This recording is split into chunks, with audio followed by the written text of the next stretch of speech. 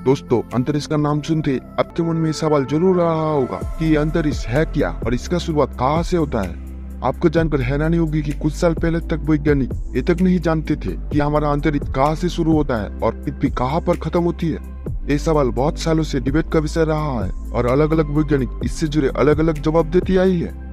आज हम आपको बिल्कुल क्लियर रूप से ये बताने वाले हैं कि हमारी पृथ्वी की सीमा कहाँ पर खत्म होती है और हमारा अंतरिक्ष कहाँ से शुरू होता है। और इसके अलावा मेन टॉपिक को एक्सप्लेन करते हुए हम आपको पृथ्वी की वायुमंडल की भी बहुत सारी जानकारी देने वाले हैं। तो वीडियो को बिल्कुल अंत तक देखना और हमारे चैनल पे नए हैं तो चैनल को सब्सक्राइब कर लीजिए और साथ ही साथ बेल आइकन को भी जरूर ऑन कर लेना। ये जानने से पहले कि अंतरिक्ष की शुरुआत कहाँ से होती है, उससे पहले ये जान लेते हैं कि वैज्ञानिकों के मुताबिक हमारे वायुमंडल का अंत कहाँ पर होता है। पृथ्वी की वायुमंडल को मुख्य 5 लेयर्स में बांटा गया है और वो लेयर हैं ट्रोपोस्फीयर, स्ट्रेटोस्फीयर, मेसोस्फीयर, थर्मोस्फीयर और एक्सोस्फीयर। इन सभी सीमाओं को तापमान के मुताबिक बांटा गया है। यानी जैसे कि एक पार्टिकुलर हाइट पर जाने के बाद तापमान में गिरावट आने लगती है, वैसे ही उस लेयर को एक नई लेयर कहा जाने लगता है। सिर्फ तापमान ही नहीं बल्कि इन्हें केमिकल और फिजिकल प्रॉपर्टीज के आधार पर भी डिवाइडेड किया गया है।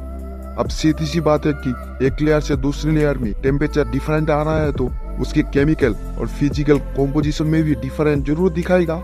चलिए वायुमंडल की इन 5 लेयर्स के बारे में थोड़ा गहराई से जानते हैं। ट्रोपोस्फीयर वायुमंडल की एक पतली लेयर होती है जिसकी शुरुआत हमारी पृथ्वी की सतह से होती है और ये पृथ्वी की सतह से करीब 12 किलोमीटर की ऊंचाई पर जाकर खत्म होती है। पृथ्वी की मौसम में जितनी भी बदलाव होती है वो इसी लेयर में देखे जाते हैं। जितनी भी जहाज, पक्षी और ड्रोन उड़ते हैं वो सभी इसी लेयर में आते हैं। ये भले ही पृथ्वी की सबसे नीची लेयर हो लेकिन इसका हमारे जीवन पर बहुत ज्यादा असर होता है। वैज्ञानिक ऐसा मानते हैं कि आने वाले 50 या 100 सालों में हम इस लेयर पर पूरा कंट्रोल जमा लेंगे, जिसका मतलब होगा कि यहाँ पर होने वाले जितनी भी एक्टिविटी होगा उनको हम इंसान अपने टेक्नोलॉजी की मदद से कंट्रोल कर पाएंगे। अगर आपने ये सोचा इसके जरिए हम मौसम को भी कंट्रोल कर पाएंगे तो आप बिल्कुल सही हो।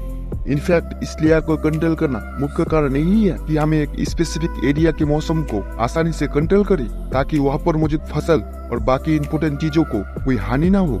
ऐसा कई बार किया जा चुका है लेकिन कोई भी एक्सपेरिमेंट सफल नहीं हुआ, लेकिन भविष्य में ऐसा होने की बहुत ज्यादा चांसेस है। स्ट्रेटोस्फीयर ये लेयर ट्रोपोस्फीयर की खत्म होने के बाद से शुरू होती है और उससे करीब 38 किलोमीटर की ऊंचाई पर खत्म होती है। इसका मतलब इसकी आखिरी चोट की ऊंचाई हमारी पृथ्वी की सतह से 50 किलोमीटर की दूरी पर होती है। वायुमंडल की इसी लेयर में ओजोन स्तर भी मौजूद होता है जो हमें सूरज से आने वाले हार्मफुल पार्टिकल से भी बचाती है। इस लेयर की फॉर्मेशन पृथ्वी के शुरुआती समय से ही हुई थी जब यहाँ पर साइनोबैक्टीरिया भारी मात्रा में हुआ करते थे। खैर इस लेयर में हमें वेदर बैलून और हाई फ्लाई प्लेन नजर आते हैं। एयरप्लेन को इतनी ऊंचाई पर तब उड़ाई जाती है जब उन्हें लॉन्ग डिस्टेंस ट्रैवल करनी होती है और फ्यूल बचाना होता है। अगर आप सोच रहे हो कि ऊंचाई से फ्यूल बचाने की क्या कनेक्शन है, तो दरअसल जैसे जैसे वायुमंडल में ऊंचाई बढ़ते जाते हैं वैसे ही पार्टिकल डेंसिटी कम होती जाती है। पार्टिकल डेंसिटी का मतलब होता है कि एक पार्टिकुलर एरिया में कितनी ज्यादा पार्टिकल मौजूद है। जैसे कि सॉलिड की पार्टिकल डेंसिटी लिक्विड के मुकाबले ज्यादा होती है, वैसे ही लिक्विड की पार्टिकल डेंसिटी गैस के मुकाबले ज्यादा होती है।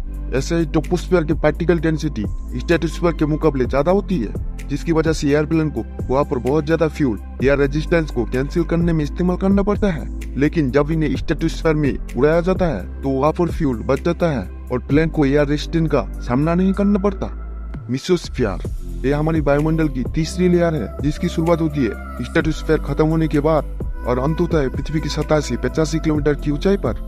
यानी अगर हम बात करें इस लेयर की चौड़ाई की तो ये करीब 35 किलोमीटर चौड़ी होती है। इस लेयर में आते आते पार्टिकल डेंसिटी इतनी कम हो चुकी होती है कि यहाँ पर किसी भी एयरप्लेन को उड़ाना ऑलमोस्ट इम्पॉसिबल हो जाता है। अगर आप ध्यान दें तो आपको पता चलेगा कि जैसे जैसे हम वायुमंडल के लेयर्स में ऊपर जाते रहे हैं वैसे वैसे हमें अंतरिक्ष जैसे फ्यूचर देखने को मिल रहा है। पार्टिकल डेंसिटी कम होना अंतरिक्ष की ही एक निशानी है जो हमें मेसोस्फीयर में साफ साफ दिखाई दे रही है। आपने कई जगह पर टूटते हुए तारों के बारे में सुना होगा या देखा होगा, जो असल में कोई तारा नहीं बल्कि एक उल्का होता है जो पृथ्वी के वायुमंडल में आकर जल जाता है। ये जलने का प्रोसेस कहीं और नहीं बल्कि इसी लेयर में होता है। कई लोगों का मानना है कि ये फिक्शन की वजह से लगती है, लेकिन असल में होता कुछ यूं। जब भी कोई पत्थर का टुकड़ा पृथ्वी के वायुमंडल में प्रवेश करता है तो उसके आगे के हिस्से पर लगने वाले प्रेशर पीछे के हिस्से पर लगने वाले प्रेशर से कई गुना ज्यादा होता है, जिसकी वजह से पत्थर का आगे का हिस्सा आग पकड़ लेता है। यही कारण है कि हमें वो पत्थर चमकता हुआ दिखाई देता है और इसे लोग टूटता हुआ तारा कहते हैं। थर्मोस्फीयर मेसोस्फीयर की खत्म होने के बाद आती है हमारी वायुमंडल की चौथी लेयर यानी थर्मोस्फीयर। इसकी शुरुआत होती है हमारी पृथ्वी की सतह से 85 किलोमीटर की ऊंचाई पर और अंत होता है पृथ्वी की सतह से 600 किलोमीटर की ऊंचाई पर। अभी तक हमने वायुमंडल के जितनी भी लेयर्स के बारे में आपको बताया, ये लेयर उनमें से सबसे ज्यादा चौड़ी है, इसीलिए यहाँ पर पार्टिकल डेंसिटी सबसे ज्यादा कम होती है और यहाँ पर सिर्फ चार्ज पार्टिकल ही मौजूद होती है, जिन्हें कई बार आयंस के नाम से भी बुलाया जाता है। इंटरनेशनल स्पेस स्टेशन और पृथ्वी का चक्कर लगाने वाली सैटेलाइट इसी लेयर में मौजूद रहती है। अगर यहाँ पर पार्टिकल डेंसिटी ज्यादा होती तो सैटेलाइट का फंक्शन करना काफी ज्यादा कठिन हो जाता। अब क्योंकि इस एरिया में ISS चक्कर लगा रहे हैं तो इसका मतलब ये हुआ कि ये अंतरिक्ष में होना चाहिए। बेल इसके बारे में हम आपको कुछ क्षणों में बताने वाले हैं। अंत में आती है पृथ्वी की सबसे मोटी लेयर, जहाँ पर पार्टिकल डेंसिटी ऑलमोस्ट ना के बराबर होता है। हम बात कर रहे हैं पृथ्वी की आखिरी लेयर एक्सोस्फीयर के बारे में, जिसकी शुरुआत तो पृथ्वी की सतह से 600 किलोमीटर की ऊंचाई पर से होती है, लेकिन अंत 10,000 किलोमीटर की ऊंचाई पर होता है। वैज्ञानिकों के मुताबिक यही वो लेयर है जहाँ पर हमारी पृथ्वी का वायुमंडल और अंतरिक्ष आपस में आकर जुड़ जाते हैं। लेकिन फिर भी हम ये कह नहीं सकते कि इसी लेयर से अंतरिक्ष की शुरुआत होती है। यहाँ पर काफी सारे स्पेस डेब्रिस मौजूद है और साथ ही में यहाँ पर आपको बहुत कम गैस मॉलिक्यूल्स देखने को मिलेगा। इस लेयर को आप टेक्निकली स्पेस ही बोल सकते हैं। अब ये तो बात हुई वायुमंडल की, जिसे डिवाइडेड करना काफी आसान था क्योंकि इसे एक पार्टिकल क्वांटिटी के मुताबिक बांटा गया था, जो था टेम्परेचर। लेकिन अंतरिक्ष और पृथ्वी की बाउंड्री को बांटना इतना ज्यादा आसान नहीं था, क्योंकि उसके लिए बेस मैट्रिक को चूज करना काफी ज्यादा कठिन था। वैसे मैट्रिक चूज करने का मतलब है ये पता लगाना कि हम अंतरिक्ष और पृथ्वी को किस आधार पर बांटे। इस बात से बहुत सालों तक डिबेट की जा रही थी, लेकिन साल 1957 में थियोडोर कारमान नाम के एक हंगेरियन अमेरिकन फिजिसिस्ट और स्पेस फ्लाइट इंजीनियर इसका एक बहुत अच्छा एक्सप्लेनेशन देते हैं। उसके मुताबिक पृथ्वी का अंत और अंतरिक्ष का शुरुआत पृथ्वी की सतह से 100 किलोमीटर ऊंचाई पर होती है, और ऐसा कहने का उसके पास बहुत सारे कारण थे, जिसका मुख्य कारण था एरोडायनामिक लिफ्ट। उनके मुताबिक अंतरिक्ष और पृथ्वी को एक ऐसी रेखा से डिवाइडेड करना चाहिए जहाँ पर पार्टिकल डेंसिटी इतनी ज्यादा कम हो जाए कि कोई भी ऑब्जेक्ट मात्र पार्टिकल के जरिए उड़ान ना भर पाए।